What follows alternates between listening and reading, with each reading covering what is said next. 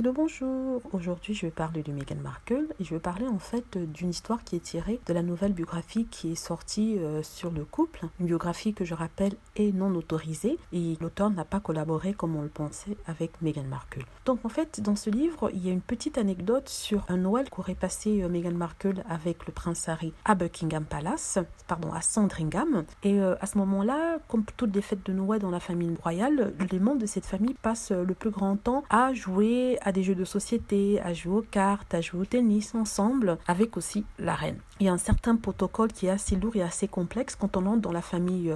Il y a une nécessité d'apprentissage pour toute personne venue. Et le prince Harry s'était chargé d'expliquer certaines règles à Meghan Markle. Et l'une des règles est une règle de jeu en société lors des fêtes de Noël passées à Sandringham. Donc le prince aurait ainsi conseillé à Meghan Markle de minimiser ses talents pendant les fêtes. Donc il faut d'abord remettre dans un contexte. Les Américains sont vraiment très fiers.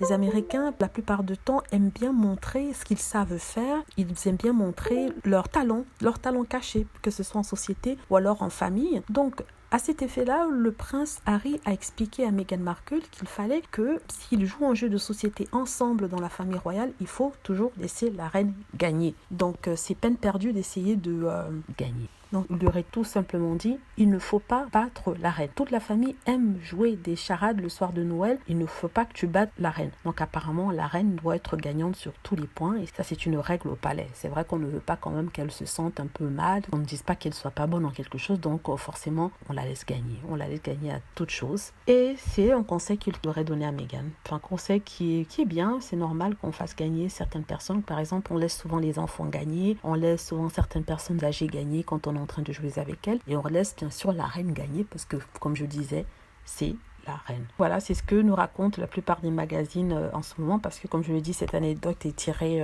de la biographie non autorisée de Omid Scobie, une biographie qui va sortir le 11 août prochain, une biographie que les fans de Meghan attendent avec impatience, parce qu'on dit que c'est elle qui est un peu plus impartiale par rapport à Meghan, qu'on ne sait pas vraiment ce qu'il y a à l'intérieur de la biographie elle-même, mais qui, selon l'auteur, sera juste et ne sera pas une attaque contre la princesse, contre la duchesse Meghan Markle, comme l'ont été toutes les autres biographies qui sont sorties sur le couple. Donc, anecdote assez marrante en fait sur la vie dans la cour à Sandringham lors de Noël. Ça nous apprend quelque chose. C'est pas une information critique, c'est juste un exemple de protocole à Sandringham le jour des fêtes. Donc voilà, ça c'est pour les fans de la famille royale. Ceux qui veulent savoir comment s'est passée la vie de Meghan Markle dans la famille royale, vous avez un extrait du livre de Omid Scobie, Finding Freedom, qui sortira le 11 août. Donc merci d'avoir regardé.